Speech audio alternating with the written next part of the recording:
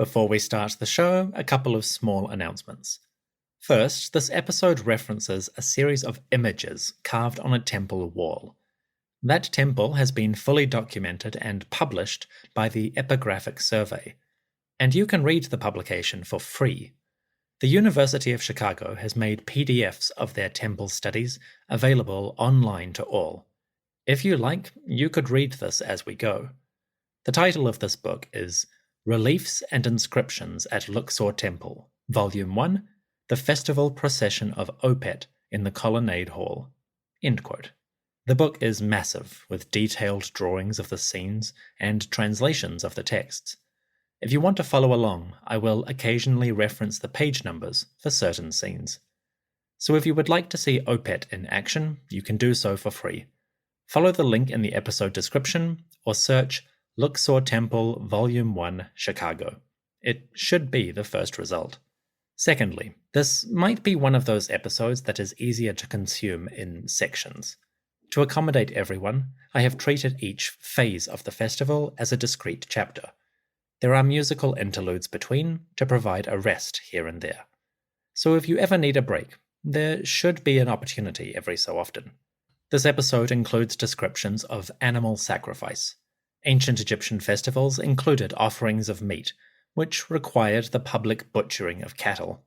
The temple art shows this process in action, and it does get a bit gruesome.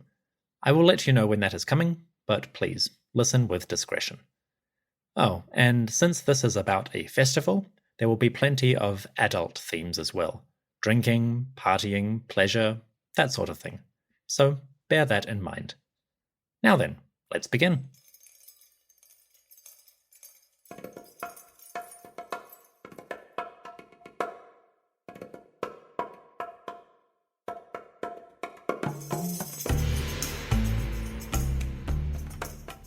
Salam alaikum, peace be upon you. Welcome back to the History of Egypt podcast. Episode 146, Restoration 3, Tutankhamun in Opet.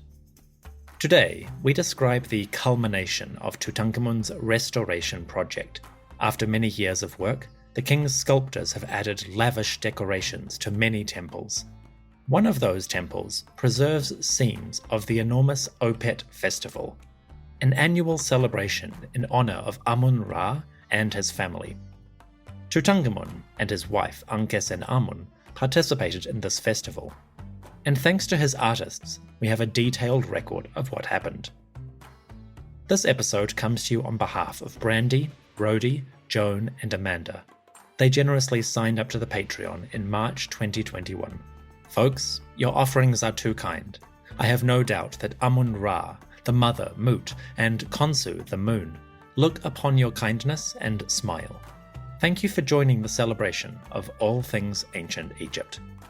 This is a big episode, but it is also fun. We are exploring a major celebration where many people could enjoy food, drink, and a great party. Also, our records of the festival are vibrant and detailed. So, this episode is big, but hopefully entertaining as well. With that in mind, let's start the proceedings. And in the words of a famous host, it's the Opet Fest with our special guest, Tutankhamun! Yay!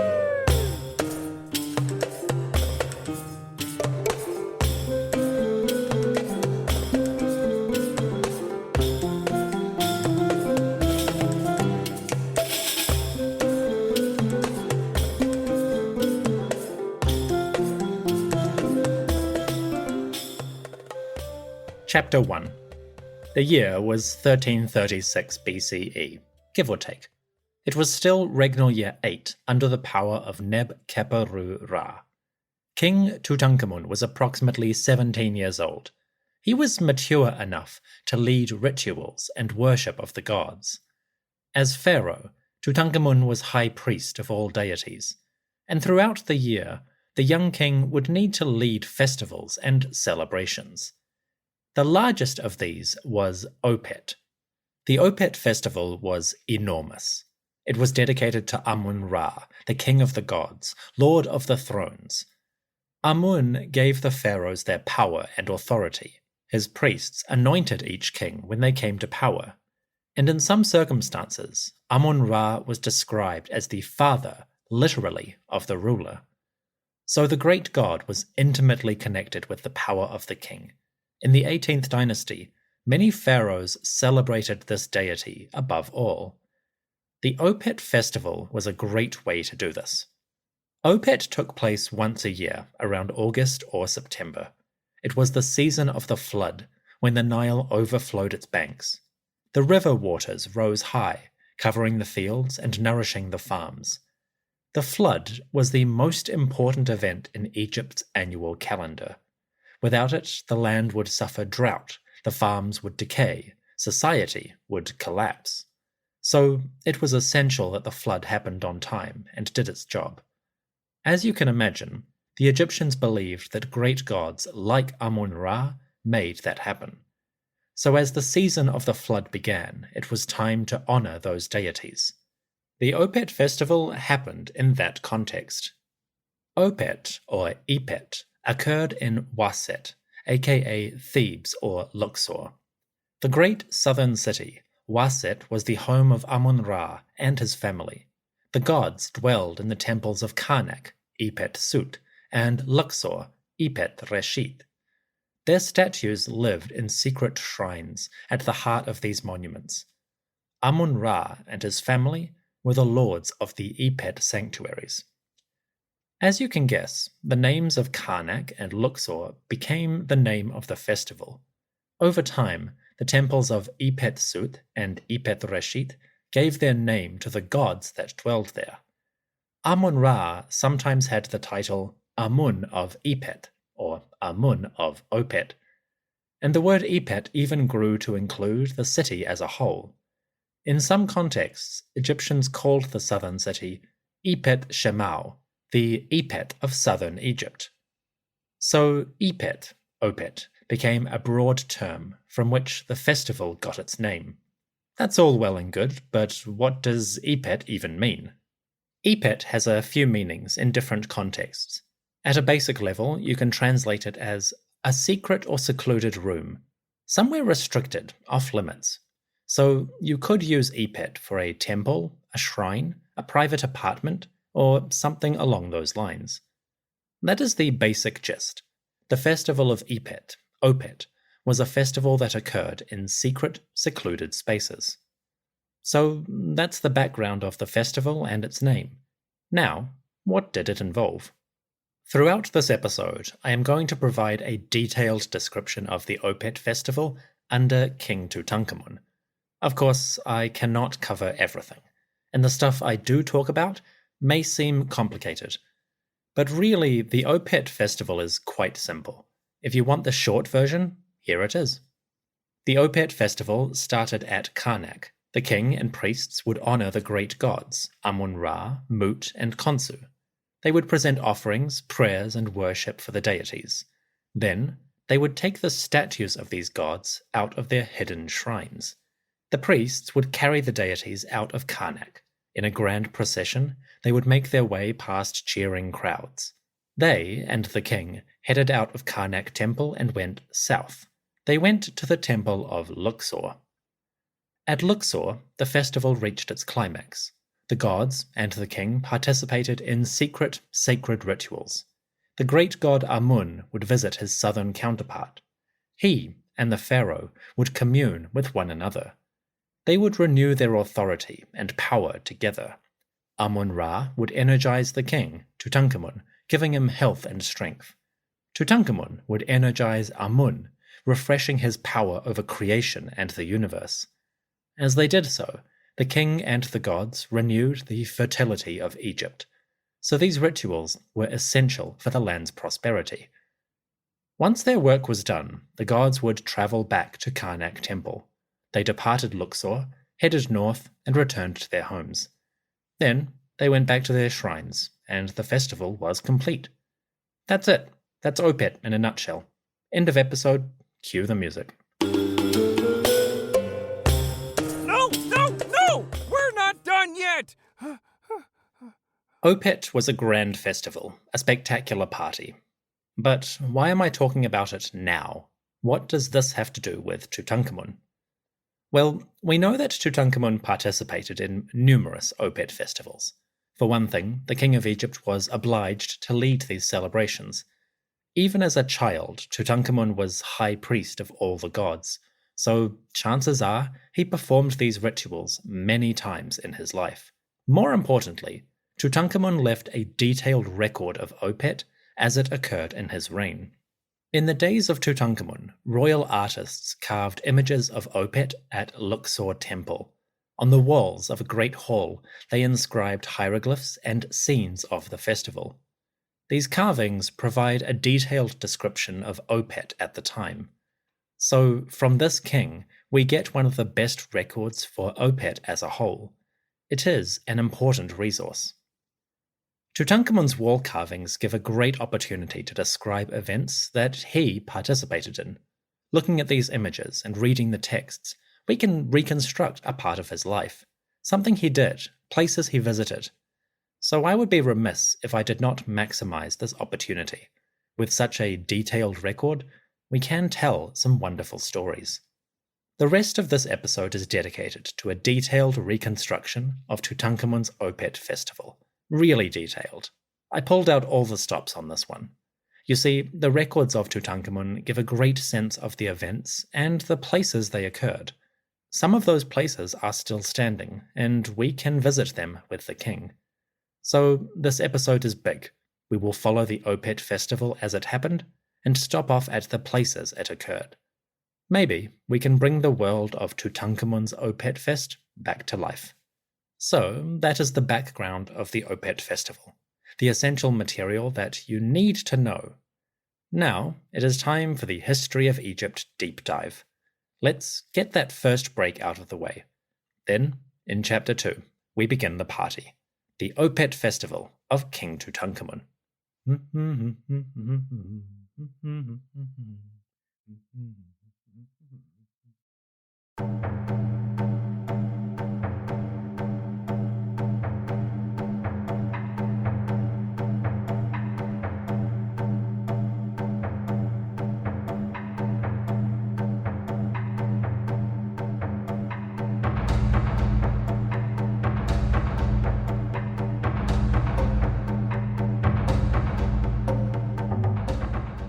Chapter 2.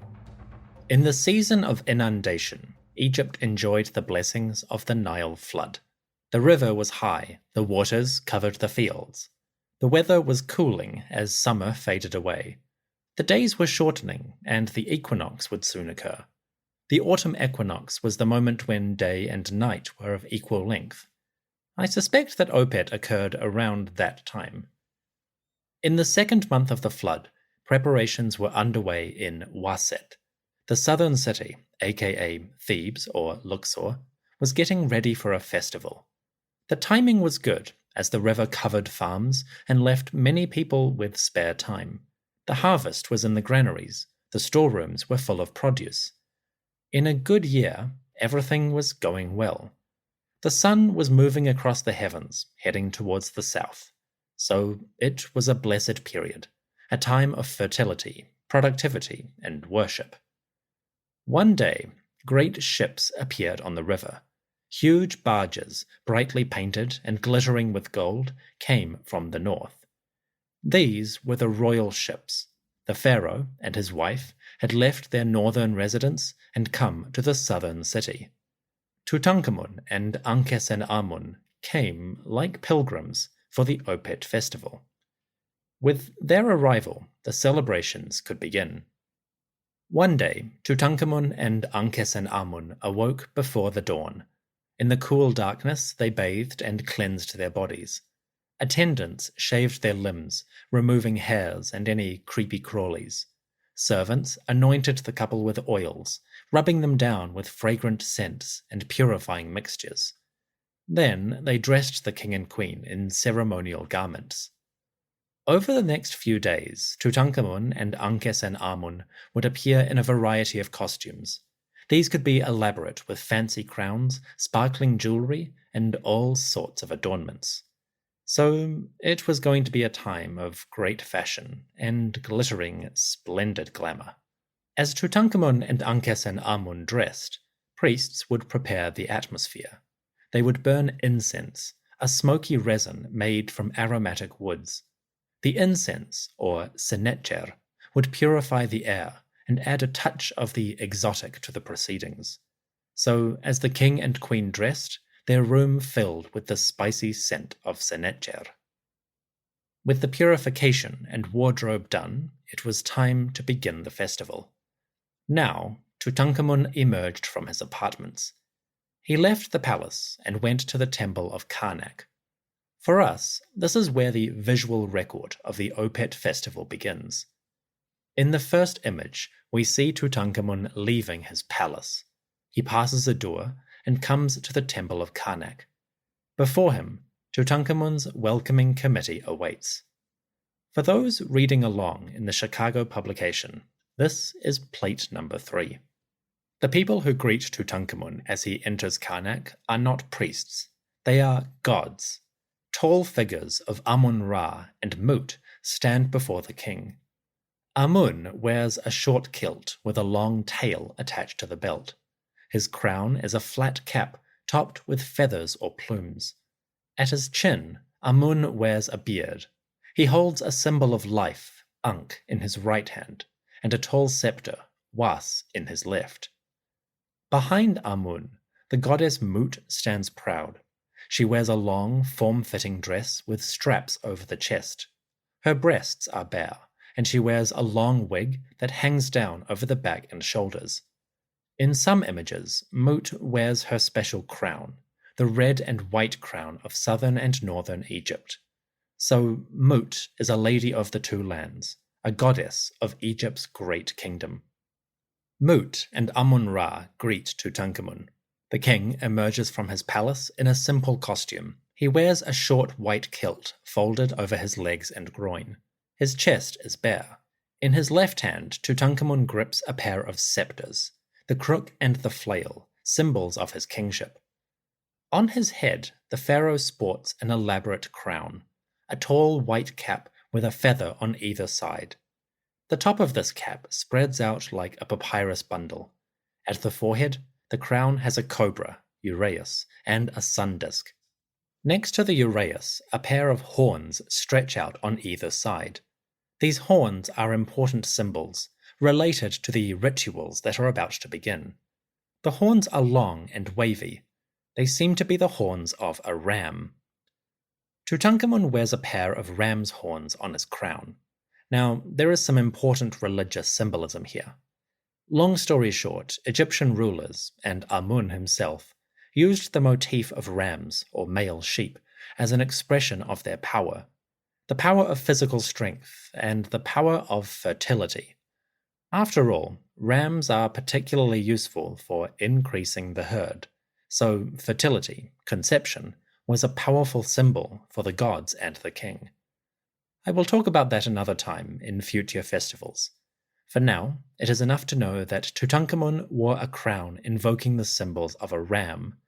Thus, he started the festival as a being of strength and fertility. That set the tone for things to come. Tutankhamun entered Karnak and made his way to the shrines of Amun. First, the young king passed through the massive gateways, the pylons of Karnak Temple. He made his way east, past gates, obelisks, and halls. He crossed courts, large open spaces, bathed in the pre-dawn gloom. As he walked, Tutankhamun headed deeper into the sanctuary of Karnak. As you can imagine, the shrines of Amun-Ra were located in the most secluded part of the temple. They were inaccessible to most people, a place of mystery and ritual. These shrines would be the starting point of the Opet festival. Tutankhamun headed east, past the gates and monuments. Eventually, he came to a huge rectangular building, a special hall where the statue of Amun-Ra lived. Tutankhamun approached a monument called Akh-Menu. This was a festival hall containing the shrines of Amun-Ra and other deities.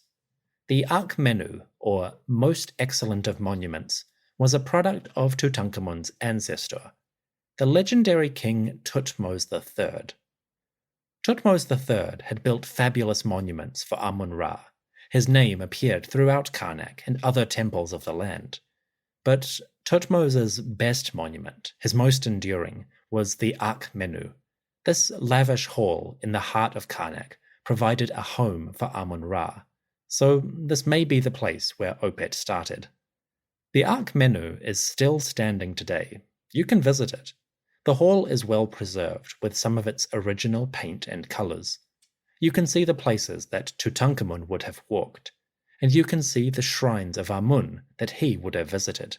It is kind of amazing. Tutankhamun walked in procession through the halls of Akhmenu.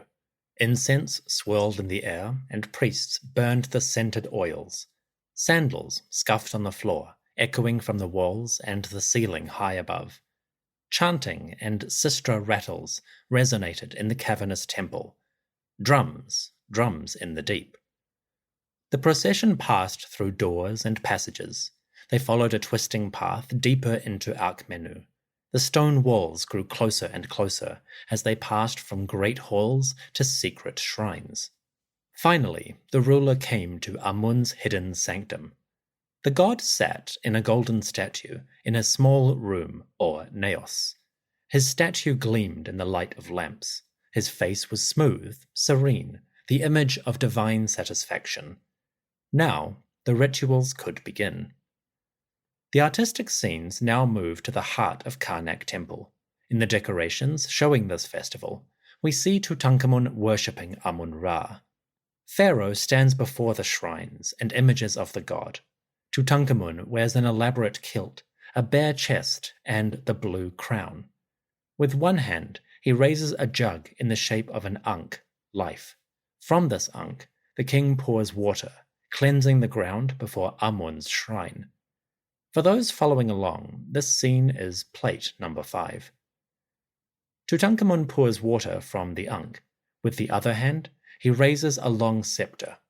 This piece looks like a golden rod with a falcon head at one end and a hand at the other. In the hand, the scepter has a lamp for burning incense. So Tutankhamun raises a golden rod to burn the sacred materials. Coincidentally, this type of incense burner does survive. We have physical examples salvaged from archaeological sites. You can see some examples of these on the podcast website. One of them looks exactly like the item that Tutankhamun is using. So these tools were real. The king and the priests wielded items like this in ritual. Anyway, the king stands in his regalia before the shrine of Amun. Just in front of Tutankhamun, a series of tables hold all sorts of lovely offerings: bread, flowers, cooked poultry, and cuts of meat.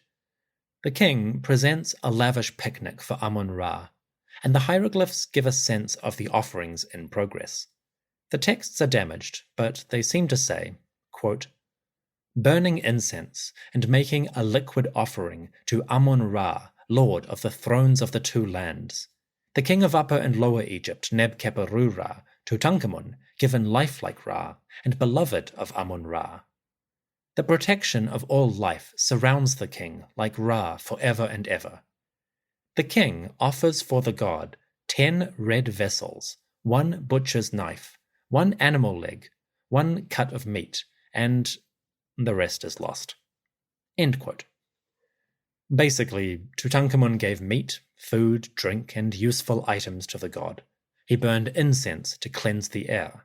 He poured water to cleanse the ground. The king of Egypt spoke before Amun-Ra, the king of the gods. And in return, the great deity gave Tutankhamun protection, life, and all good things. It was a good start to the ceremony. Having made offerings to Amun-Ra, Tutankhamun could begin the procession. The king had honored Amun, foremost of all deities. Now, it was time to visit some others. The next part of the ritual involved some light carrying. The priests would enter the sanctuary and lift the shrine of Amun. The god statue sat on a wood and gold bark. A bark is a sacred boat. They can be small or large. The basic idea is that a bark is a vessel for gods and holy images. So Amun's statue sat on a small boat. The priests would lift this boat to transport the god.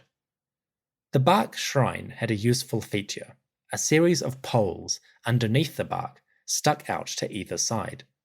The priests would lift these poles onto their shoulders, dispersing the weight of the shrine among the group. So many hands made light work. The god Amun could ride in splendor on the shoulders of his priests.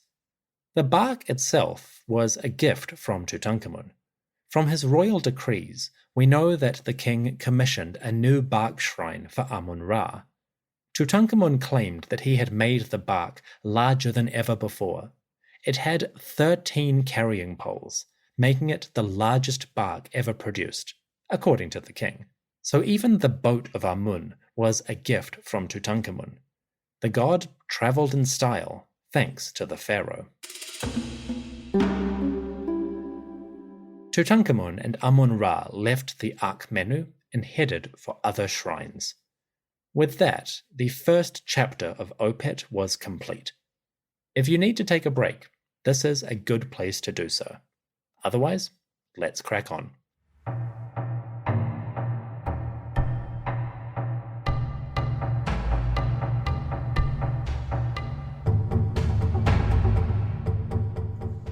Chapter 3.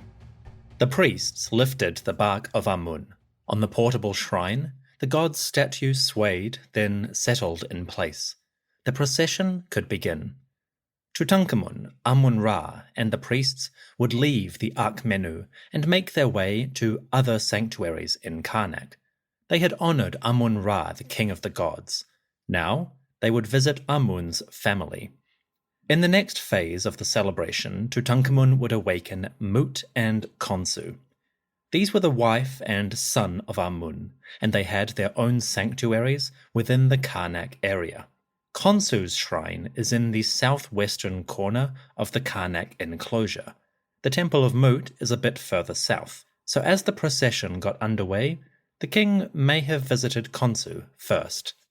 Tutankhamun, Amun-Ra, and the priests came to greet Khonsu.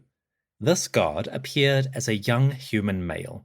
He was youthful, a child, and he wore a lock of hair on one side. In his hands, Khonsu held a variety of symbols: the crook and flail of kingship, the jed pillar, or stability, and the scepter called was, dominion. So Khonsu was a divine child with kingly power. He was kind of the equivalent of Tutankhamun. The pharaoh and his priests made offerings to Khonsu, and as he awoke, the great god spoke to the king. In Tutankhamun's images of the Opet festival, we get a short speech from the deity. Khonsu says, quote, "My beloved son, lord of the two lands, Tutankhamun, how beautiful is this monument that you have made for me. I have given to you an eternity as king of the two lands, and everlastingness upon the throne of Horus. Every foreign land is beneath your feet, like your father Ra, every day." End quote. Khonsu, the child god, greeted young Tutankhamun. He gave the pharaoh the gift of long life and power over all lands. Like the sun high in the sky, Tutankhamun would rule all peoples on the earth. A good gift, all things considered. With those offerings complete, Khonsu prepared for his journey. Once again, the god's statue would travel by bark, a sacred boat carried by the priests. So, as the procession resumed, there were now two gods moving on their boats. Next, the procession headed out of Karnak. The priests followed a road that headed south. So in this part of the festival, the king and worshippers were moving away from Karnak itself and slowly heading towards Luxor Temple. As they walked, the parade would pass between two enormous gates: the 7th pylon, built by Thutmose III, and the 8th pylon by King Hatshepsut. Both gates featured enormous pylon towers. The walls bore images of pharaohs smiting their enemies and offering to the gods. So, as Tutankhamun and the statues made their procession, The faces of great rulers gazed upon them. This was significant. As Tutankhamun honored Amun-Ra, he also celebrated the kings that had made Amun great. From a certain point of view, the Opet festival was a celebration of kingship, just as much as the gods. Heading south, the parade made its way to a small but splendid temple. The House of Mut sat in its own precinct. Surrounded by high walls, this temple sat on a mound overlooking a lake. The lake is called Asheru, and it surrounded the Temple of Mut on 3 sides. Asheru and the Mut precinct was a sacred space, a symbol of the ancient waters that came before the universe. Once again, the Temple of Mut is still standing, sort of, and the Lake of Asheru is visible to this day. Now, the sacred lake is unkempt and overgrown with reeds. That might seem sad, but it is kind of fitting. The lake is a symbol of creation, so as those reeds grow tall, they remind us of the fertility that these gods created. Now, Mut's sacred lake may seem overgrown, but there may be some value to that, symbolically. Anyway, the king and his priests brought the statues of Amun-Ra and Khonsu to the temple of Mut. Once again, they entered the shrine of the goddess and made offerings to her image. Mut appeared as a human woman, although she could also be a lioness. Mut wore a long wig and a crown of kingship, so she is a royal deity, a lady of the utmost power. Mut, in her own temple, was an essential part of the festival. Once again, the Opet imagery gives us a glimpse at Mut's interaction with the pharaoh. Tutankhamun lights incense for the goddess, and she responds to his piety. Hieroglyphs in this scene record a speech from Mut to the king. The goddess, in her sacred bark, addresses young Tutankhamun. Quote, "My son, Tutankhamun, I have given to you all life, stability, and dominion under me. I have given to you all joy under me. I have given to you all health under me. I have given to you all valor or courage under me." End quote. Like Khonsu before, Mut praised the young pharaoh. She honored Tutankhamun, for he had made Karnak splendid once more. The pharaoh had shown his favor to the gods, and Mut blessed Tutankhamun with life, stability, and dominion over all things. He would be happy, healthy, and brave under her protection. Again, a good gift, all things considered. Tutankhamun finished the offerings for Mut. By now, the Opet festival was in full swing. The gods had awoken and received their offerings. In return, they had given Tutankhamun their blessings. Amun-Ra, Mut, and Khonsu had bestowed life and power on the young pharaoh of Egypt. In the next chapter, the king and gods would leave the sacred precinct. They would make their way towards the temple of Luxor. The secret offerings were done. The public ceremonies were about to begin.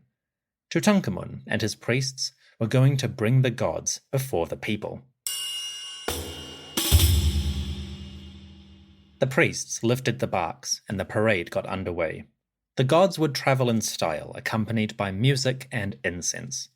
We see this in the images that Tutankhamun recorded. For those reading along, we are now at plates number 12 and 14. As the portable shrines, or barks, left Karnak, the grand procession began. First, a group of people went ahead to clear the road and make way. Then, a musician led the parade itself. At the front of the procession, we see a drummer leading the march. He wears a long strap around his neck, from which hangs a wide, barrel-shaped instrument. This drum is called a kemkem. You can kinda guess how it sounded from the name. The man played this kemkem with both hands. Presumably, he beat a steady rhythm for the priests to march. After all, you don't want the gods' shrines to wobble or move randomly. A nice drum beat would keep everyone in time. After the drummer came the priests and the shrines. Each bark moved in procession. First, the bark of Amun-Ra, then the bark of Khonsu, third, the bark of Mut, and finally, a special bark for the king himself. More on that later in the episode. So as the parade got underway, we see 4 shrines moving in the procession. Ahead of the shrines, priests would cleanse the road. First, one priest would anoint and purify the way. Just ahead of the shrines, we see a man pouring milk onto the ground. Milk was important. It symbolized fertility and nourishment, as in mother's milk. It symbolized renewal and new life, babies and so forth. And it symbolized energy, as in food. So the gods sailed on milk. I guess that made their road the Milky Way. The procession left Karnak Temple. The drummer beat a rhythm, the priests sprinkled milk, and they burned incense. The bark shrines of Amun, Mut, Khonsu, and the king made their way one after another along the road. At this point, they were heading west. They were going to the River Nile. In the next scene, we see the gods travel by boat. Originally, the Opet festival traveled by land, but in the days of Tutankhamun, the gods went by river. So the young king led his procession out of Karnak towards the Nile. There, the portable shrines would board enormous boats. For those reading along, we now move to Plate 16. Tutankhamun's fleet set sail, heading up the river. This scene is damaged, but archaeologists have reconstructed it. In a lavish mural, we see the royal fleet sailing on the Nile. The king's barge leads the way. This was an enormous vessel with a large cabin, 2 stories tall. The ship had a tall mast and a broad sail, painted red like the sun. The king's vessel had a name, Sekhetep Necheru.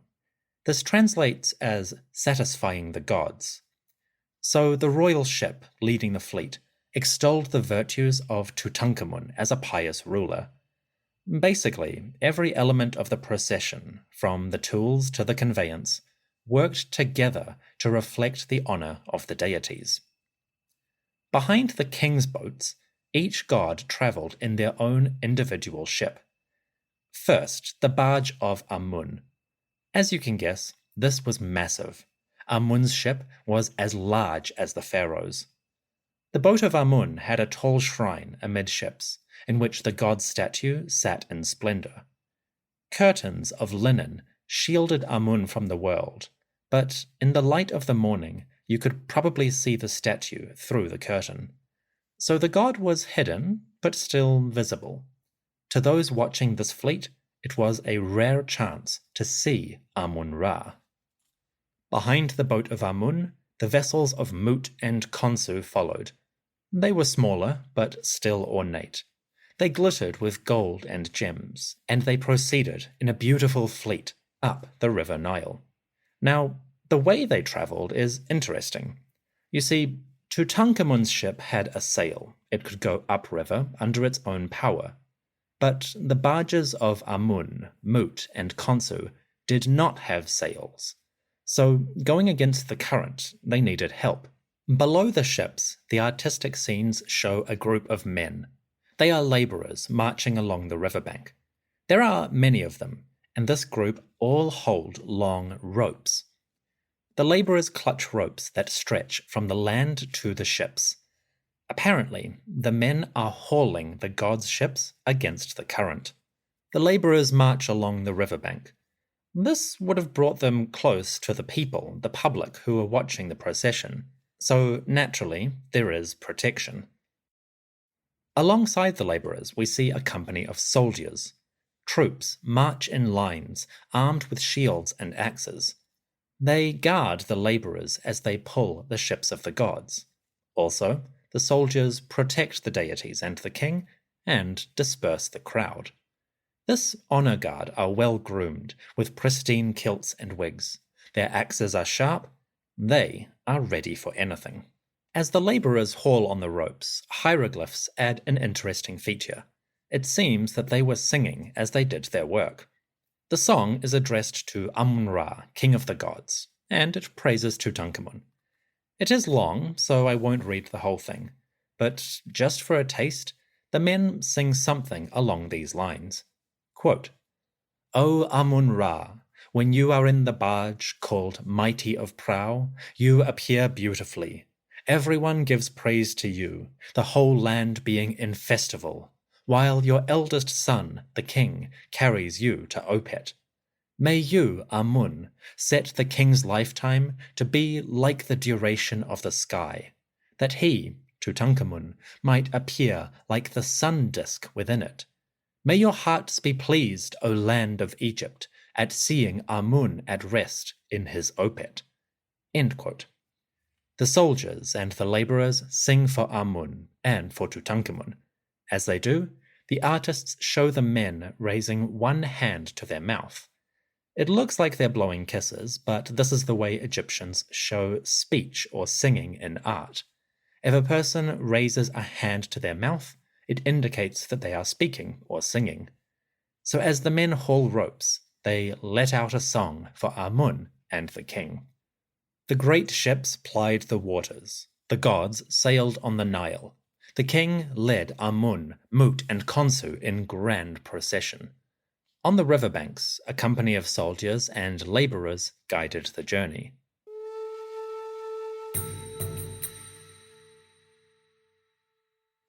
Chapter 4. On a warm day in September, the Nile River gleamed with gold. The sun lit the waters, and stately boats shone with metal ornaments and trimmings. The sails of ships fluttered, their fabric dyed red like the sun.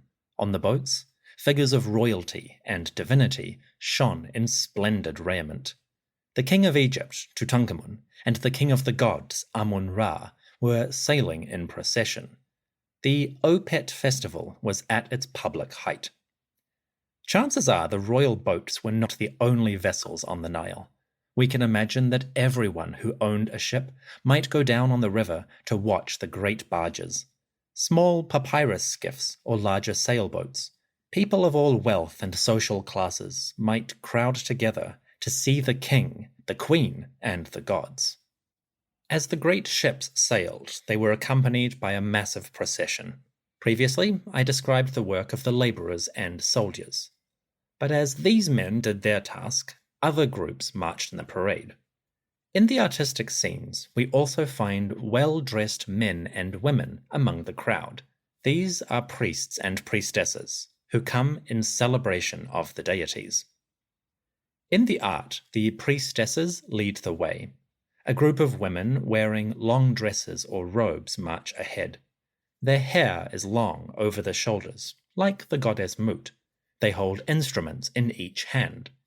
In the right, the priestesses shake rattles or sistra.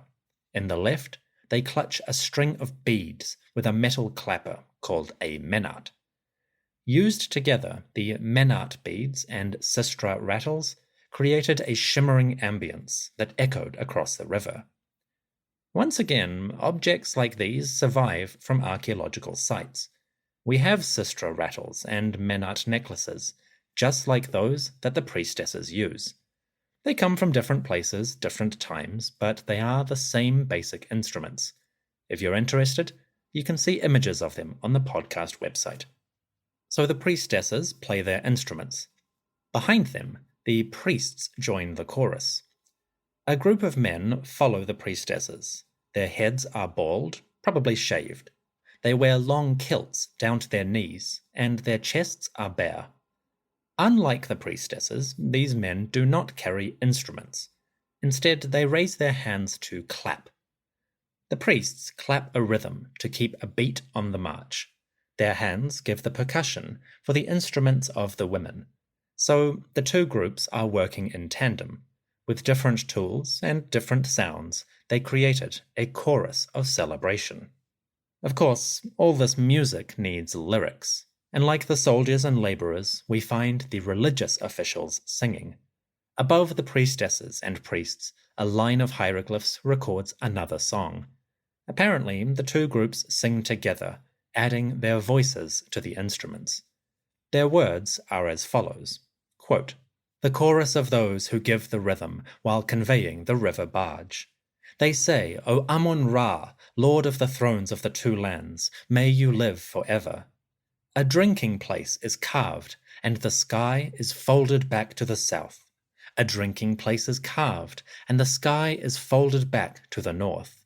This is done so that the sailors of Neb-Keperu-Ra, Tutankhamun, may drink. Hail, Amun-Ra, ancient one of the two lands, in your glorious appearance amid your fleet, in your beautiful festival of Opet, may you be pleased with it. A drinking place is built for the entourage, which is in the best ship of them all. The paths are bound up for you. A great inundation, or flood, is raised up. End quote. The religious officials sing about drinking. They speak of making a place for drink, or meswer, and they describe a grand party in honor of the gods. As the Nile flood rises high and the river is at its peak, the boats sail on the gods' gift. So the king, the deities, and all in attendance may take a drink and enjoy the beautiful festival. With all of this noise, the singing of the labourers, the chanting of the clergy, the rattle of the sistra, the rhythm of the clapping, and the beat of the drum, you can imagine that the Opet festival was a magnificent spectacle. A cacophony of sounds would fill the air, cross the river, and echo off the walls of the temples. As the sun shone down, lighting the river to gold, hundreds of people joined in celebration of the divine. Add a bit of alcohol, and the procession probably got quite rowdy. The king's barge, Sekhetep-Necheru, and the barge of Amun, Usurhat, sailed along the river. Gold glittered, music filled the air, and the celebration was in full swing. We can imagine Tutankhamun, 17 years old, sitting aboard his ship. He was young but capable, and he was performing his duties for the gods. Wearing the best regalia, surrounded by officials and priests, the Pharaoh of Egypt led his people in celebration. The Opet festival was the largest party of the year. Tutankhamun, a teenage pharaoh, was in the heart of it.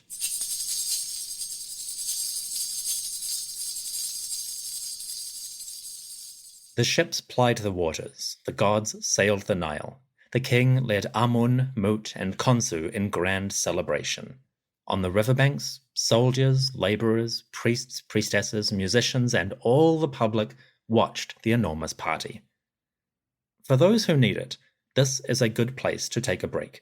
We can leave the ships riding on the Nile and catch up with them when they arrive at their destination. So I will see you for the next chapter. Allow the music to fill your heart. Take a drink and enjoy a happy day in the light of the sun. May the blessings of Amun shine down upon you.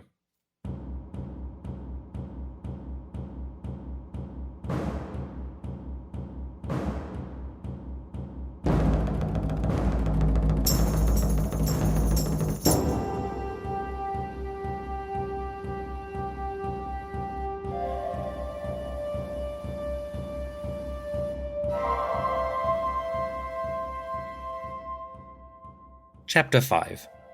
On a cool morning in September, a great fleet sailed on the Nile Valley.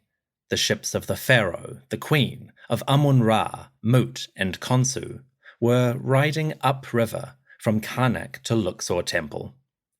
The great ships sailed 2 kilometers to the south. Not very far, but going upriver and with men hauling the barges from the riverbank, this journey may have taken a while. By the time they reached their destination, the workers were probably exhausted. The officials, priests and priestesses, were hoarse from singing, and many people may have been a little bit drunk. A good day, so far. Eventually, the ships returned to the bank. They had arrived at their destination, the Temple of Luxor. Luxor Temple, or Ipet Reshit, was the center of the festival. Here, the most secret rituals would take place. The king and the gods would renew their holy power. The gods pulled up at the docks next to Luxor Temple. Today, this area is a stone corniche or boulevard, but the waterfront still has many docks for boats. The cruise ships and felucca tie up here, and you can catch the ferry across the Nile at this spot. So the riverbank of Luxor Temple looks different, but the business has not changed that much. It is still a busy place where people board ships for daily work and to visit the great temples. So, there is continuity. Anyway, the boats of Tutankhamun, Amun-Ra, Ankhesenamun, Mut, and Khonsu landed at the quay. The great ships and the royal couple discharged their cargo. The sacred bark shrines carried by priests left the water and returned to the land. Surprisingly, one of these barks did not come ashore.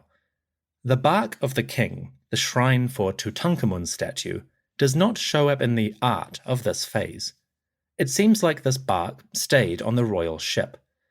The significance of that is slightly unclear. Scholars like Lanny Bell suggest that from this point, the king's spirit, or Ka, had merged with the statue of Amun. So while sailing up the river, the god's statue had become a symbol of the deity and of the pharaoh.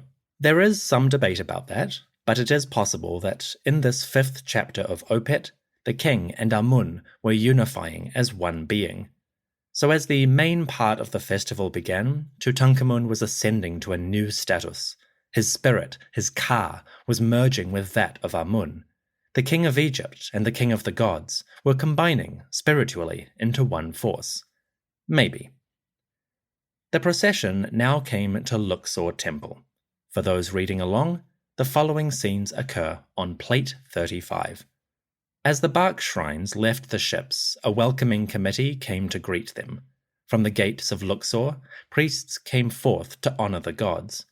We see them as they present tables of offerings, food and drink on either side of the road.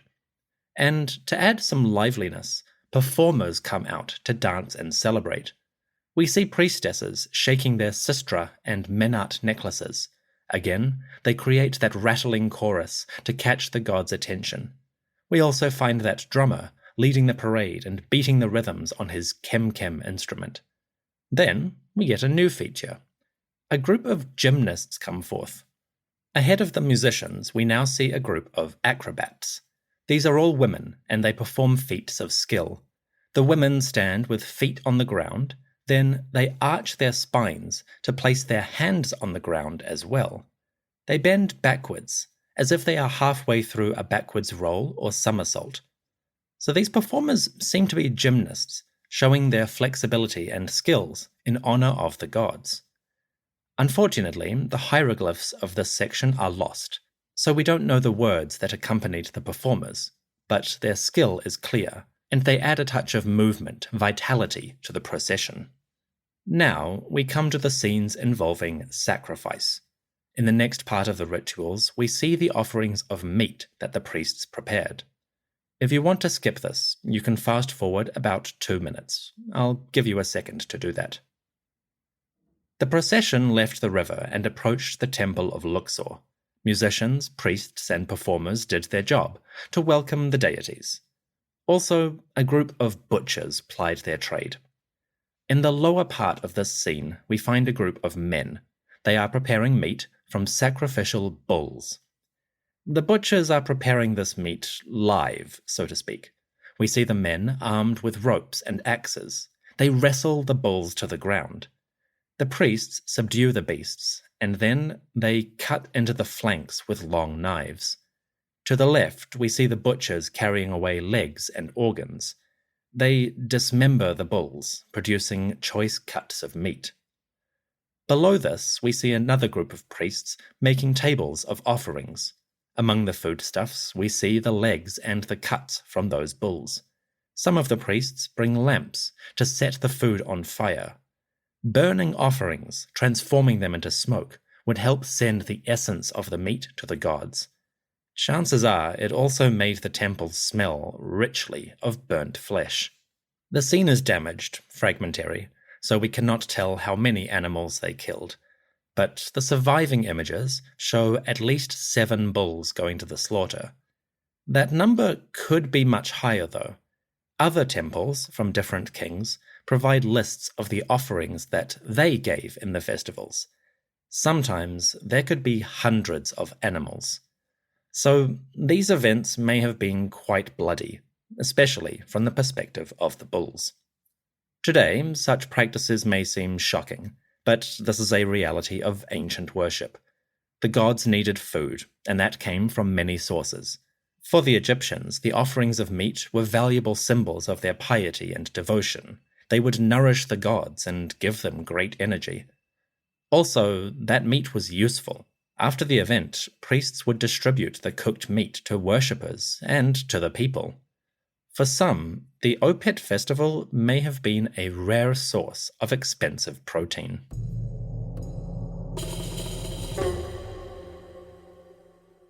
Chapter 6. The Opet festival reached its climax in the halls of Luxor Temple. The great sanctuary was another home for Amun-Ra. Here, the god Amun appeared as Amun of Opet, and the rituals that happened in this shrine were intimately connected with the god and the king. As Tutankhamun approached Luxor Temple, he was embarking on a sacred and secret process. In the next section, we see king and gods inside Luxor. For those reading along, these events appear on plate 43. The bark shrines of Amun, Mut, and Khonsu arrive at the sanctuary. Tutankhamun comes before the gods to give offerings and prayers. This part of the scene was unfinished when Tutankhamun died, so these days we see the version that other, later kings completed. But the gist is probably similar. The pharaoh, Tutankhamun or someone else, would give food, drink, and praise to the great deities. In return, they gave him power and authority. Around the king, we see tall staffs or staves. These are emblems of powerful gods. We see a staff for Amun, for Mut, a staff for Geb, the earth god, a staff for Waset, the guardian of the cemeteries, Osiris, king of the dead, and a staff for the king himself. Each of these symbols has a hieroglyphic text recording the speech of the deities. As a little sample, here are some of the things they say. Quote, "From the staff of Amun, I have given you, Tutankhamun, the lifetime of Ra and the years of Atum. Every foreign land is beneath your feet. From the staff of Mut, I have given to you the kingship of Horus and the power of Shu, air, and Tefnut, moisture. From the staff of Waset, I have given to you, Tutankhamun, valor against the south and victory against the north. The terror of you is within all lands.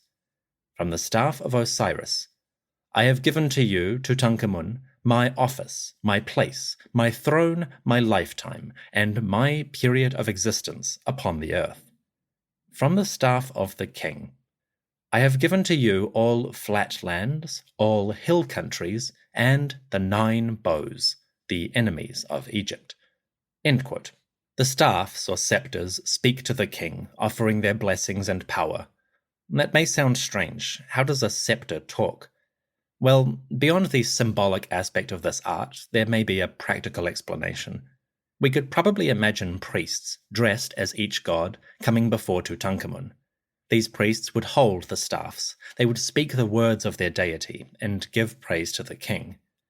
In the art, that gets simplified down to the core symbols, the staffs themselves. But through these rituals, great gods could bless Tutankhamun, and the priests would have a chance to participate. That is my speculation, but that could be an explanation for the art. Now, we come to the heart of it all. This part of the event is the most secret aspect of the Opet festival. Naturally, the royal artists did not show these rituals when carving the scenes. Instead, the decorations keep it vague. We see the pharaoh offering flowers to the gods, and the bark shrines of Mut and Khonsu rest in the temple. So the true rituals, the secret rites, were left out of the decoration. That makes sense. After all, these things were supposed to be mysterious. Only a few with privileged access could see what happened. Unfortunately, this lack of art or text does cause a problem for Egyptologists. Without images or hieroglyphs, it is hard to say exactly what Opet was about. We can figure out the main events and the general atmosphere. But when the king and Amun-Ra communed in the heart of Luxor Temple, what was actually happening? these things are obscure, and scholars still debate some of the meanings. With that in mind, what I am about to share is a popular hypothesis. It is not certain by any means, but it is a start. In the 1980s, a scholar named Lanny Bell published a couple of studies on the Opet festival. Bell's central argument was that the Opet festival served two functions. First, it renewed the power of the gods. Amun-Ra and his family needed a chance to refresh their magic, reinvigorate their might, and generally revive their powers. So Opet may have served that purpose. Offerings, prayers, and rituals would renew the powers of Amun. The other function may have been for the king. According to Bell, the Opet festival may have bridged the gap between a living ruler and his ancestors. Every pharaoh was part of a chain, a long line of monarchs stretching back to the start of their history. So the idea of the kingship, the concept, was powerful. It transcended the individual ruler. The Opet festival may have served to unite the king with his predecessors. Through rituals, and with the help of Amun-Ra, a pharaoh like Tutankhamun could invigorate his royal spirit. That spirit, the Ka, was an essential part of his magic, his power to rule. So every king needed to renew their connection to the Ka of their ancestors, the spirit of kingship as a concept. Basically, a pharaoh may have come to Opet to commune with the gods, with Amun-Ra, and with his predecessors. Tutankhamun, or any king, could join with the eternal essence of royalty. In the heart of Opet, each king became eternal. As I said, some scholars debate this meaning, but in my opinion, it is the best explanation currently available. Future research may change that. For now, it seems like a decent interpretation. The rituals of Opet may have unified the living king with the power of their ancestors. Amun-Ra gave the pharaoh a link to the Ka or spirit of kingship itself. Together, the king of Egypt and the king of the gods renewed their sacred powers.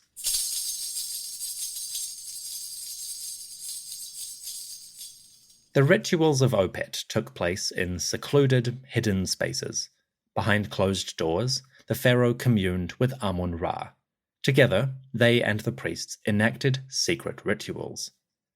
As I said, the records of Tutankhamun's Opet only show the public stuff: prayers, offerings, processions, and shrines. We do not see the sacred rites, so historians must try to reconstruct them from the archaeology and scattered references. It is complicated, and I am indebted to the wonderful scholars who have investigated this material. Whatever happened exactly, Tutankhamun completed his rituals with Amun-Ra. Now, the Opet festival started to move in reverse. The king and the gods had finished their work. Soon, they would depart, returning to the river.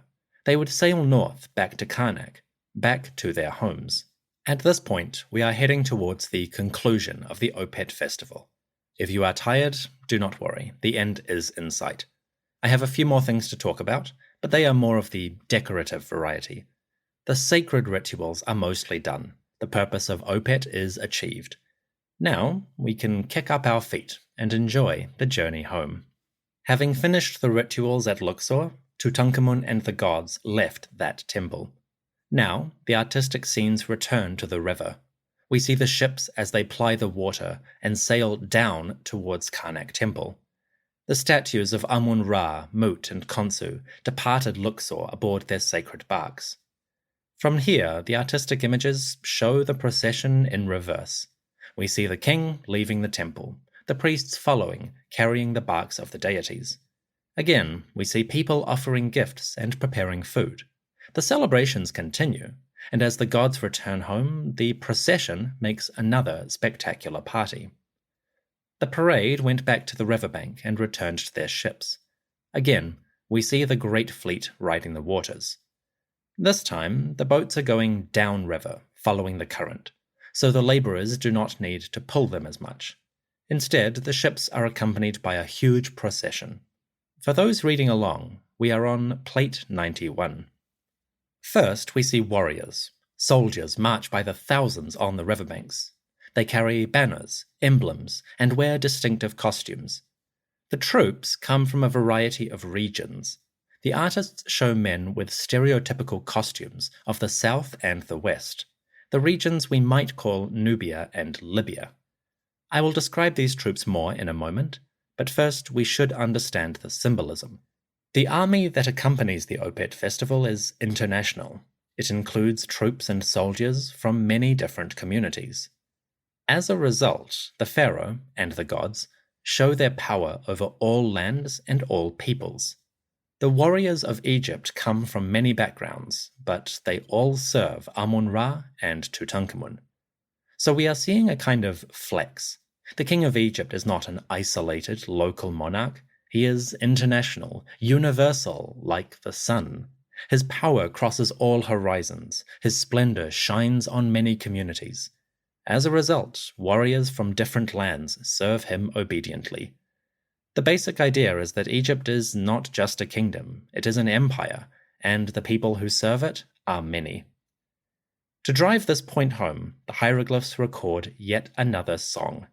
This third song is quite long, so I'll just give a small portion.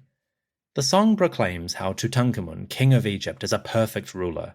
He has honored the great god Amun-Ra, and in return, Amun gives victory over all lands. Briefly, the song of the soldiers goes like this. Quote, "The vanguard of the army proclaims before his majesty, 'How prosperous is the perfect ruler! He is in front of Amun, conveying him to Karnak in his annual festival. He, Tutankhamun, does that which pleases his father in the noble Opet. Amun has received the king's offering. The lifetime of Ra and the years of Atum have been decreed for him, the king. He is rewarded with millions of years, countless said festivals. All foreign lands are beneath his feet, like Ra every day.'" End quote. The soldiers of all lands sing in praise of Tutankhamun. The king's piety brings the blessings of Amun and Ra. Pharaoh will enjoy a long life with many said festivals. He will rule over all lands like the sun shining on the earth. That's pretty standard stuff. We've heard it before. But these songs and texts do convey an important point. In the days of Tutankhamun, the rulers of Egypt looked outwards. They saw a wide world beyond their borders, and they were happy to include people from that world, as long as the pharaoh was in charge. The soldiers march, singing in praise of Amun and Tutankhamun. They carry their banners, and some of them play instruments. The troops are mainly foot soldiers, infantry, and marines, but we also see a couple of chariots. Elegant war carts for the king and queen ride along with the soldiers. The drivers guide the horses through the crowd. The chariots are empty, by which I mean the king and queen are on their boats.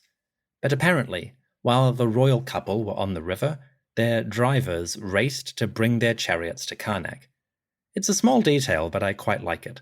You can imagine the charioteers guiding their horses through the crowd. They shout at people to get out of the way, and they curse at the enormous throng that crowds the road. As they ride, the drivers keep a nervous eye on the river, making sure they are well ahead of the king's boat. Eventually, the charioteers reach Karnak, and they race to the dock to receive the king and queen. It's a tiny little image, but it's fun, amidst all the pomp. So the royal fleet sailed down the Nile towards Karnak. Along the way, the riverbanks crowded with musicians, dancers, religious officials, and soldiers.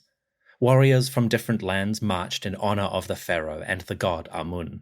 From the south, the west, and the two lands of Egypt, a vast army accompanied the parade. It must have been an incredible spectacle. There are many little details in this scene. I wish I could discuss everything, but time really is pressing. If you are interested, you can find these lovely images in the official publication, in the artistic plates numbered 91 to 99. I've provided a couple of examples on the podcast website. For now, let us move on.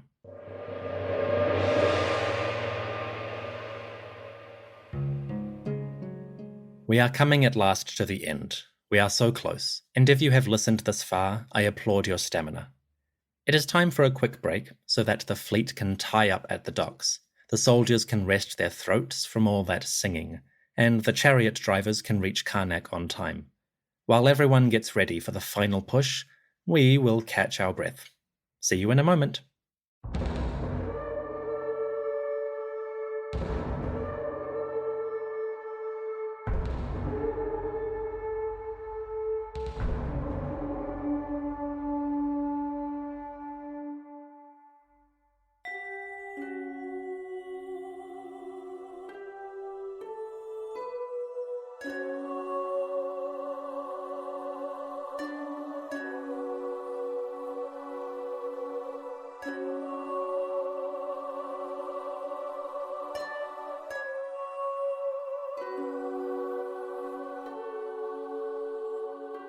Chapter 7.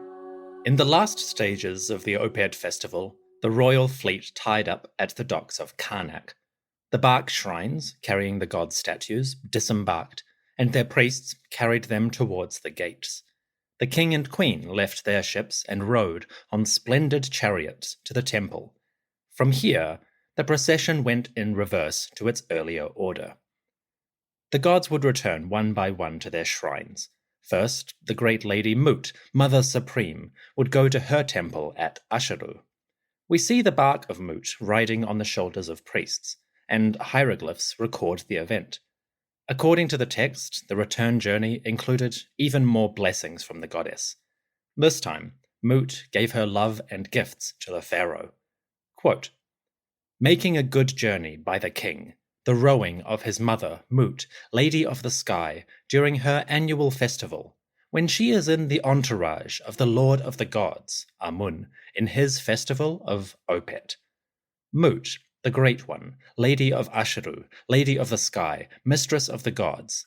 She says, O my beloved son of my body, Lord of the two lands, Tutankhamun, I am your mother, who created your beauty. I suckled you when you were a baby. I have placed the fear of you among the enemies of Egypt. I do this as reward for this perfect monument that you have made for me." End quote. As she sailed back to Karnak, the mother goddess gave her blessings to the pharaoh. She praised Tutankhamun and rewarded his piety. So as the gods made their way home, the young ruler enjoyed their favor. These texts may seem repetitive, and they are, but each one includes small differences and details. Here, Mut causes the enemies of Egypt, the 9 bows, to tremble in fear of Tutankhamun. So the mother goddess, who nourished the king, would also attack his enemies. Mut is a good deity to have on your side. Next, the young Khonsu returned to his temple. The son of Mut and Amun, Khonsu rejoiced in the celebrations. Like Mut, he gave his blessings to the pharaoh, and hieroglyphs record it. It is pretty much the same speech. Khonsu gives a long life, stability, endurance, and great power to young Tutankhamun. Finally, the bark shrines passed the gates of Karnak, the 3rd pylon. The gods would return one by one to their secret homes. Tutankhamun made offerings. The priests and priestesses sang hymns for the deities. Then, at long last, the procession came to its end. As each statue went back into its shrine, Tutankhamun closed the doors. The golden images of Amun, Mut, and Khonsu returned to their silent, darkened homes. They would remain there until the next major festival. For the general population, the end of Opet was the last time they would see the gods for a while. For the next 6 months, the golden statues would remain behind closed doors. They would emerge again for a celebration called the Beautiful Feast of the Valley, but that was about 6 months away. So for the average person, they only glimpsed the divine statues a couple times a year. It was a special occasion, a rare chance to see the gods. At long last, the Opet procession came to its end. The festival itself would continue for several more days. The priests would make offerings and distribute food, beer, and all good things to the populace. So the party would carry on. But as the shrines closed, the core part of the festival was done. Tutankhamun had renewed his power and the power of the gods. For another year, the king and deities would have the strength to rule and protect Egypt. The pharaoh had united with his father Amun-Ra and his ancestors, the many kings of the two lands. Now, the people could look forward to another year of prosperity. Thanks to the Opet festival, the gods would surely bless the next inundation. The floodwaters would soon recede, leaving the fields black and fertile. The people would return to their farms, and the cycle of growth would begin anew. At the end of Opet, the fertility of Egypt was assured. Thus, its society and its ruler would endure another year. The Opet festival was larger than I could ever describe. For one thing, the entire celebration took many days to complete. In the late 18th dynasty, the Opet festival probably lasted for 11 days or so. That was slightly longer than an Egyptian week, which was 10 days. So the celebrations in Karnak and Luxor temples were enormous, a party unlike any other. This party had many functions. There was the religious angle, of course, celebrate the gods and guarantee their blessings, but festivals like these could also serve mundane functions as well. For one thing, the Opet festival, and all festivals, were a great opportunity for feasting. The priests would offer the food and drink to the deities, but then they would share that food amongst themselves and the people. Bread, beer, vegetables, and meat would flow out of the temples to feed the crowd of worshippers. So when we see tables piled with offerings, we are also getting a look at food distribution. That may not sound glamorous, but it was important. The ancient diet was poorer than many societies today. Meat was a rare treat, and a festival was a good chance to enjoy some tasty protein. Likewise, all of that beer, relatively low in alcohol and high in carbohydrates, was good energy, and vegetables from royal estates could provide essential nutrients. So a festival was healthy. The free food, some of it quite expensive, was a boost to the immune systems. Not to mention that mental boost that people would get from eating blessed foods. The spiritual effect of consuming items with magical or divine blessings, that could be substantial for those who believed. Today, we look at these things with a detached modern view, but it is important to remember that religious belief, in some forms, can be a powerful stimulant to mental well-being. So when the locals and the pilgrims came to Opet, they may have walked away with full bellies, full hearts, and a happy spirit. These events are not just historical curiosities. For the participants, they were among the most important events in the calendar. Personally, I love the idea of these festivals. I wish my own society had more of them. Whatever your personal beliefs, the joy of a festival can be powerful. An opportunity to gather with your neighbors and take part in a communal experience. You can enjoy fine foods from sources that you may not taste very often. You can dance to new music, meet new people, and find joy in the community you share. For the ancient Egyptians, the Opet festival was one of these experiences. A moment when the hardship of daily life gave way to enormous celebration. So that is the big picture of the Opet festival. We have covered the events and discussed their significance. The Opet festival is not dead, not really, and I will explain why in the future. For now, let's bring this long episode to its close.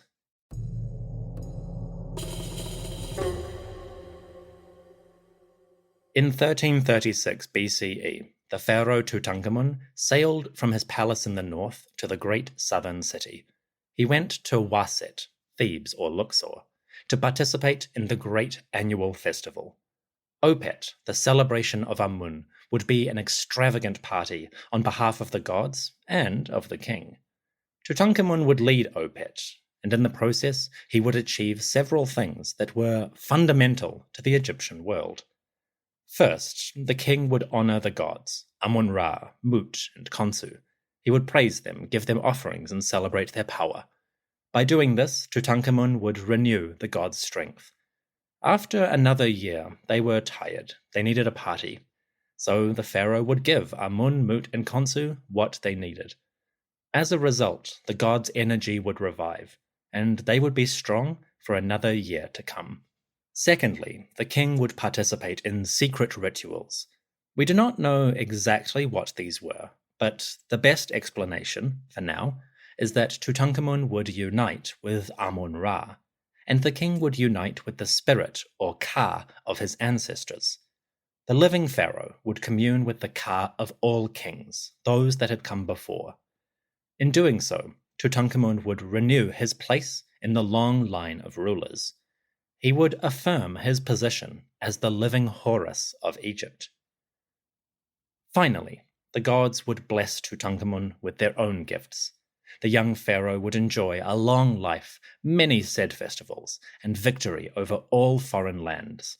Tutankhamun, the son of Amun-Ra, would receive power from that god.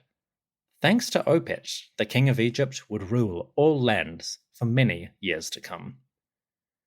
So as Tutankhamun, all of 17 years old, participated in another Opet festival, we can wonder what he felt. Was he jubilant, energized by the power of these rituals?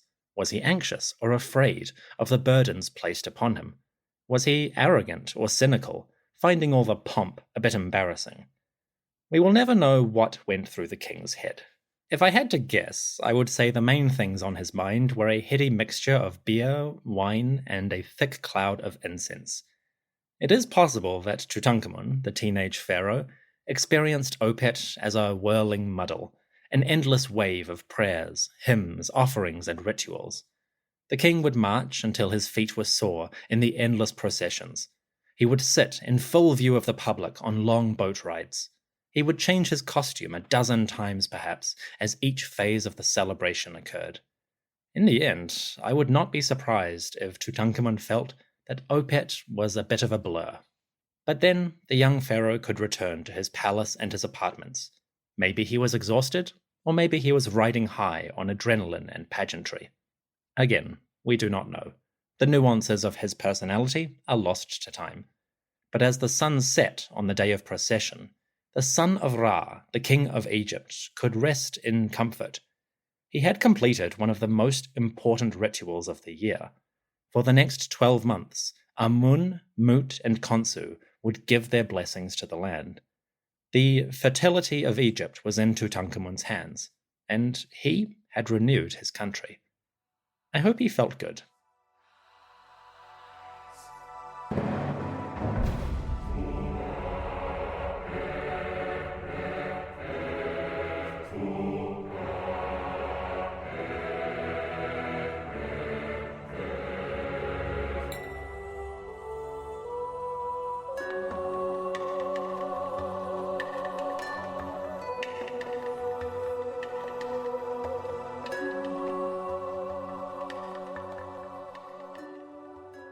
Thank you for listening to the History of Egypt podcast.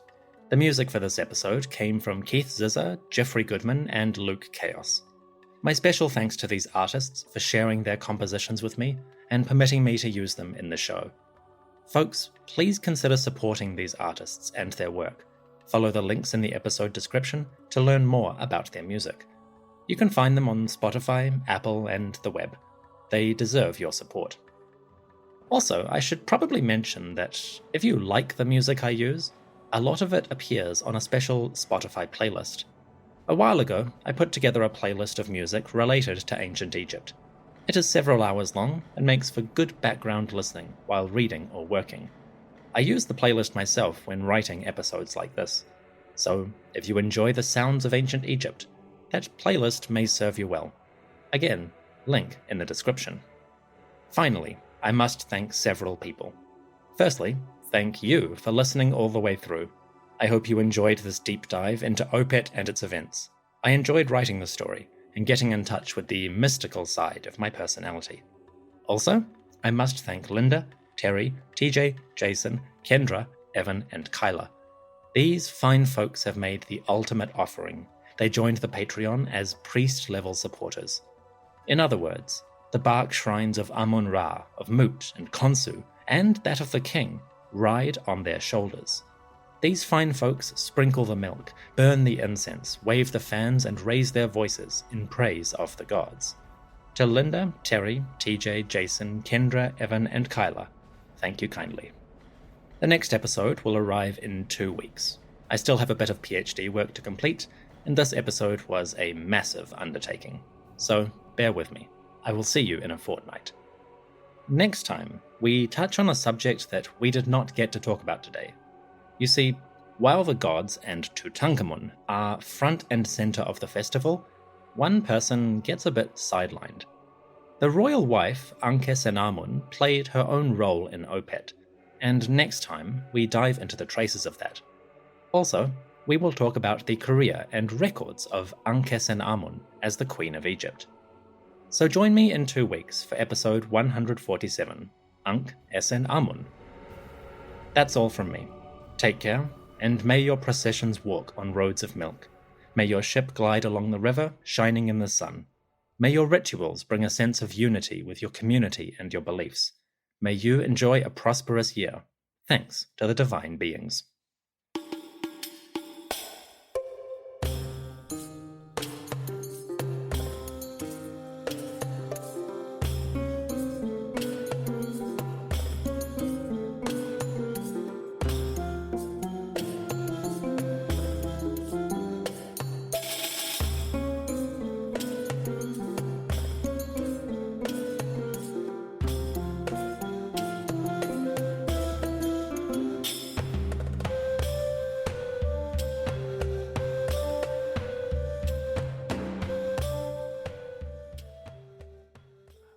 Hi-ho, Tutankhamun here.